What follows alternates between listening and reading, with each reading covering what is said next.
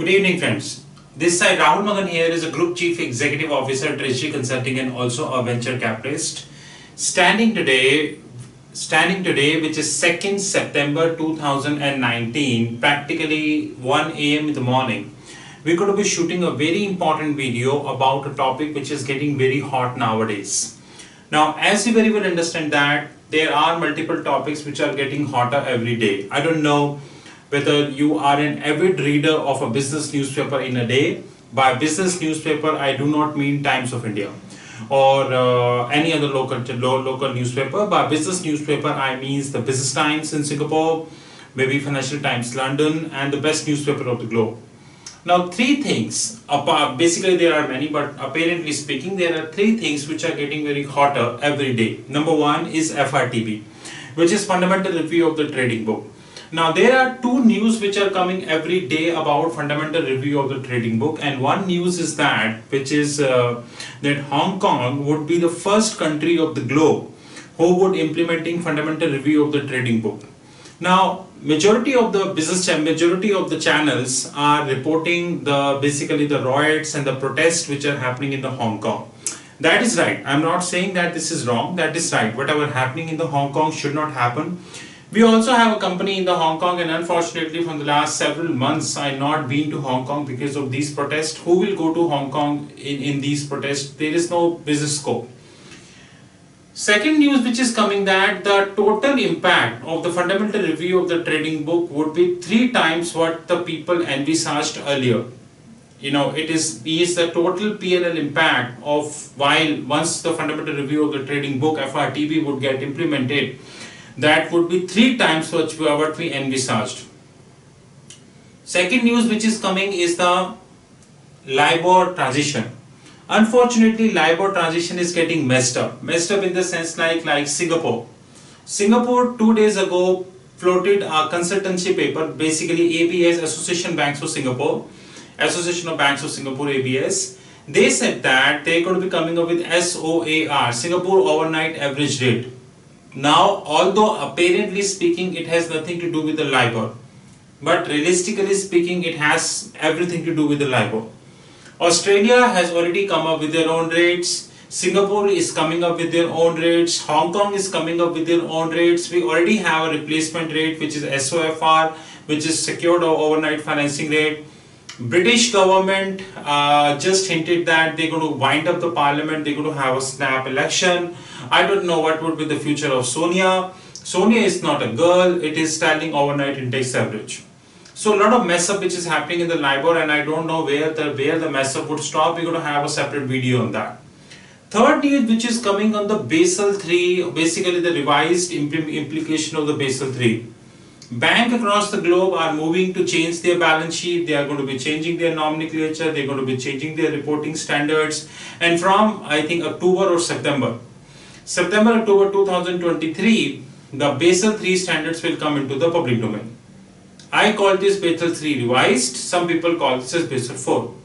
In all the three, whether it is Libor, London Interbank Offered Rate Replacement, whether it is Basel III revised, or whether it is Fundamental Review of the Trading Book. And we should not forget that in between, which is practically 1 year from now, because today it is September, October 2020, MA 610, Monetary Authority of Singapore 610 revised draft is coming, and that's going to hit banks pretty hard.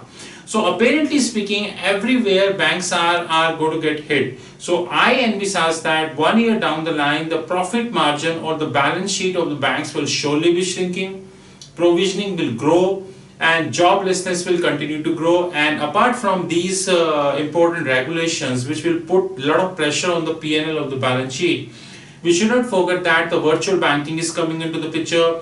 Artificial intelligence is coming into the picture. There are multiple things which is coming into the picture, which effectively means where you need 5 people, you need 1. In all these mess up, there is one important thing which is coming up in the front office piece, and I hope if you are reading one business newspaper in a day, you would have get to know that the top 3 Singaporean banks, which is UOB, United Overseas Bank, OCBC and DBS, Development Bank of Singapore, they decided to go ahead with the 7 XVAs. But Out of these 7, they first decided to focus on the DVA and the CVA component, and out of DVA and the CVA, they decided to focus on the CVA component. CVA stands for Credit Valuation Adjustment. Now today we're going to hit about a topic which is Credit Valuation Adjustment Trade Bucketing. Now I want to let you know that how the people sitting in the front office of DBS, OCBC, UOB, Goldman and all, big names, big boys, how they're going to be doing the bucketing of the CVA impact. Now CVA, predominantly CVA is charged what would if my client failed to pay. So example, DBS is giving money to Singtel. Singtel is nothing but the Vodafone of Singapore. The telecommunication, basically the biggest telecommunication company we have in Singapore, although it is owned by Thomas Capital. So practically it is owned by the government of Singapore. Now DBS is giving say $1 billion to Singtel. DBS is always worried that what would if Singtel defaults, because DBS would be taking the counter positioning on that money. Now that counter positioning could be the cash flow risk, it could be the fair value risk, or it could be the net investment risk, or it could be all of that. We don't know, but it could be all. Now to resolve this purpose, the DBS need to compute the CVA. Generally, the general tendency in the public domain, because MBA institutions, the so-called MBA institution, the so-called certified financial analyst. I know the right definition of the CFA is the chartered financial analyst, but a certified financial analyst, GARP, FRM, Faltu Risk Management. These big names do not talk about these things. Henceforth, the tendency we have in the minds that the CVA is nothing but the CDS cost, which is credit default swap cost. This tendency is not 100% accurate. Practically speaking, sitting on 2nd September 2019, when the world is talking about artificial intelligence, machine learning, and there are a lot of action happening in the financial market also. But this action is either not reported in the public domain, or people are not interested, or maybe both. Henceforth, the CVA is not all about CDS. It's more than the CDS. Now, CVA is practically two types. One is the long CVA and one is the short CVA. Now, long CVA, and first of all, before moving further, we need to understand that when we talk about the CVA, which is Credit Valuation Adjustment, we are talking from a bank's angle. I repeat, I'm talking from a bank's angle. I'm not talking from a corporate angle. Because if I start speaking from a corporate angle, then the entire formulations will change.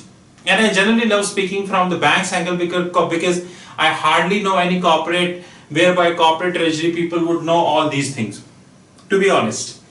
So for a bank, the long CVA means when they are the recipient of the CVA. Basically, if DBS is taking a position on Singtel, then DBS is hedging that using CDS. How? That will let you know. But that price which DBS is shelling from the pocket to hedge the cost of the Singtel could be cash flow, fair value, or net investment. Now many people feel that it is only the position which the DBS is taking that they are hedging. No. DBS needs to decide whether they need to cover Singtel in cash flow, fair value, and net investment. Now cash flow means that basically the hedging piece. It could be the IRS, it could be the non-IRS piece. Fair value means if DBS will shelling US dollars to Singtel, while the functional currency of DBS himself is Singapore dollar. So dollar to Sing dollar, which is currently trading at 1.38, would surely have an impact, considering that the loan which is sanctioned is of 10 years. So 1 year having 12 months, 10 years is 120 months. It means 120 impact DBS would have on the books. Now DBS can cover this using non-deliverable forward, non-deliverable option, and preferable way is the non-deliverable swap. That piece is known as the fair value piece. Net investment piece is relatively very rare in case of banks, but in some cases it is. So net investment piece is coming during the syndication loan. So assuming the Singtel is asking for $20 billion. So let's take a hypothetical example that Singtel is changing the entire telecommunication, I would say the system, the routers, the cables, the fires, everything they are changing in Singapore. And for a minute assume that they envisage that $20 billion is the total cost of changing, and the total time required is 7 years from now. Now they have divided this into the basically the milestone base. So in the first year they need $2 billion, followed by, you can say, totally 7 billion for 7 years. Now if DBS is saying 7 billion is out of my pocket, I cannot give standalone. I understand you are a Tamas holding company, which is ultimately you are owned by government of Singapore. So if you default, the government of Singapore will pay, but I cannot take that risk in my books. So I have a syndication. Now syndication are of multiple type. You have a club syndication, you have a non-club syndication, and this goes very long actually. So in case of syndication, it is a net investment hedging with the bank proposed. So there are three risks which banks are covering in the CVA. One is the cash flow risk, one is the fair value risk, and one is the net investment risk. But the so-called certified financial analyst, FRM, Faltu risk management, and all such MBA programs which charge thousands of dollars from the people, not only in the fee but also in the examinations, traveling, accommodation, and all these costs, they never tell you about that. No book will tell you that the CVA is net off. Net off means the total of cash flow impact, fair value impact, and the net investment impact. Now, at the same time, I would like to take an indemnification that it doesn't mean that all CVA is the total of 3. So if DBS will give Singapore dollar to Singtel, if DBS will give Singapore dollar to Singtel, the fair value impact is 0. While if the DBS gave the dollar, anything except Singapore dollar, the fair value impact would come. And net investment impact would come if there is a syndication, because the amount money is huge and DBS is not in a position to take the risk in his books. So in short, CVA is the sum of cash flow plus fair value plus the net investment. From a bank's angle, there are two forms of CVA. One is a long CVA, one is a short CVA. Long CVA means when they receive CVA and ultimately they pass on to the client. Now, it is said that you have treasury management system wherein you have Murex and Calypso, but fortunately or unfortunately, with due respect, both are third-class systems, right? Legacy-based system. Current systems are not competent enough to give the real pricing of the CVA and the DVA to the banks, and that we have the problem with the Reuters and Bloomberg also. Even though you are using Reuters, Bloomberg pricers, or you are dependent upon Murex and Calypso, which is legacy-based third-class systems, right? You will never get a live pricing of the CVA, and that too it is divided into 3 parts, which is cash flow, fair value, and the net investment. So there are multiple issues which we have there. But in short, long means when they are the recipient of the CVA, and short means when they are the payment of the CVA. Now you must be thinking, why the banks pay the CVA? Banks pay the CVA if their DVA is greater than the CVA, debit valuation adjustment. Because the video is pretty long, we need to appreciate one thing, that we need to think that CVA is not always received. CVA is always paid and sometimes paid as well, which means the negative CVA, or also known as the short CVA. So today I am talking from a bank's angle, which is DBS, or choose any bank, and it is only for the sake of example. For DBS, it is a long CVA, but for Singtel, it is a short CVA. For DBS, it is a short CVA, but for Singtel, it is a long CVA. So it is reverse. So example, I invoiced you. So I recorded you as my AR, account receivable, while you record me as your AP, as an account payable, because I will get money from you for the services which I render, while you will pay the money to me for the services I render to you. Now there is a difference, right? Now this is the formula. Now banks generally have a lot of bucketing in the CVA. It is said that it is CDS. No, it's a lot of bucketing banks have. One is a single name CDS, multi-name CDS, single trigger, multi-trigger. Now many people do not know the difference between single name CDS and the multi-name CDS. They always get confused. So let me give you a simple example of that. I don't know how many subsidiaries Singtel have. I assume it is 5. I repeat, it is for the sake of the video, I assume it is 5. And realistically, it could be 50 also. So it's an indemnification which I am taking right now. Now assume that out of 5, there is one subsidiary which is Singtel Telecommunication PT Limited. because we are a Singapore based company, so it's always PT. Singapore Singtel Telecommunication PT Limited, and four are having different names. Now Singtel Telecommunication PT Limited is going to DBS and asking for the money. Since they are asking for the money, and DBS Singapore is giving money only to the Singtel Telecommunication, not to the group.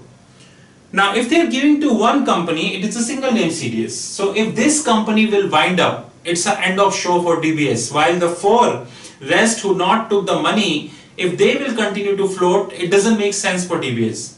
While if the DBS will say that, excuse me, I'm sorry, I will give the funding to the Singtel group.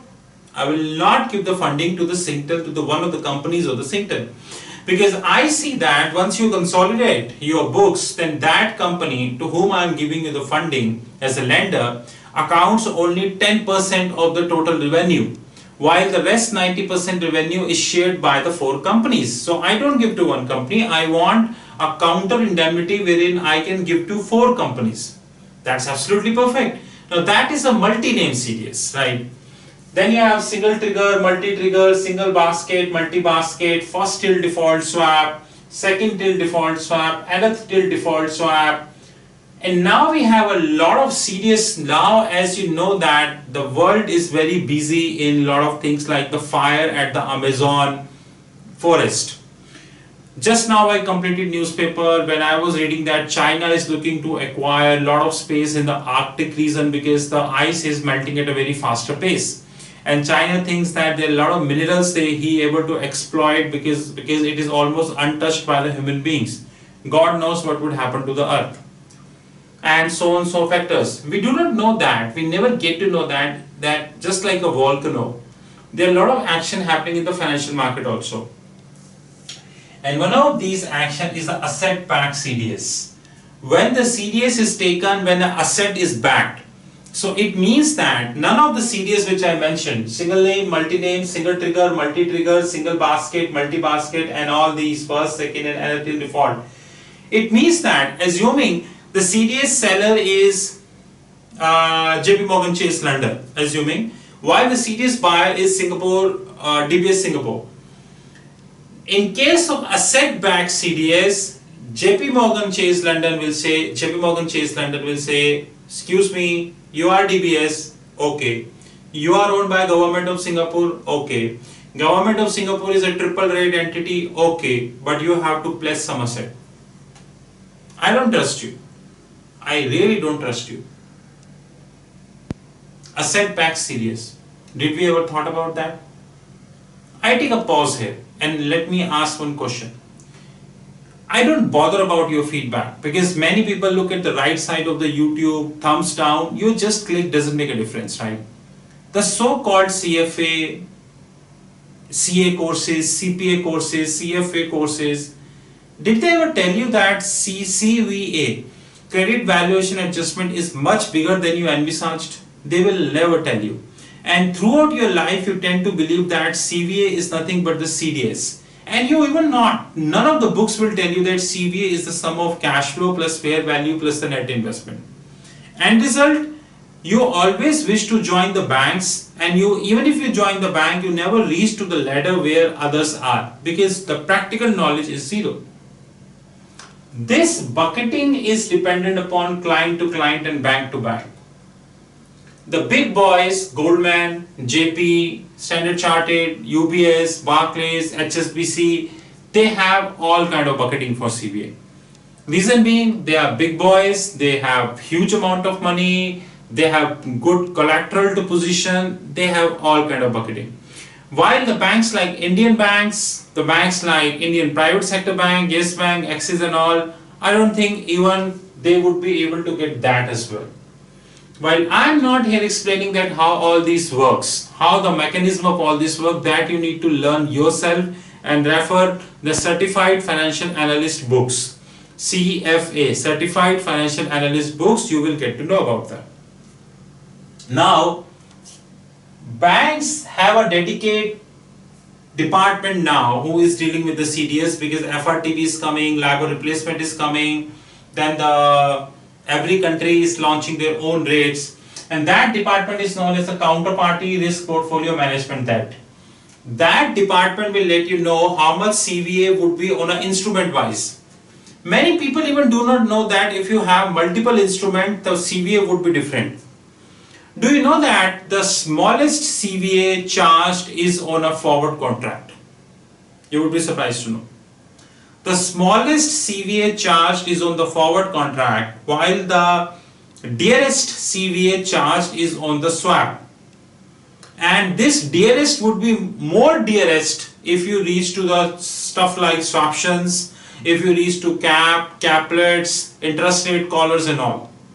So if somebody will give you a GK question, and I request all, if any MBA people, Masters in Business Administration so called, to just go to your faculty and ask a GK question, general knowledge question, that I have 4 instruments: forward, option, swap, swaptions. Forward, option, swap, swaption. Which of the 4 is having the least CVA?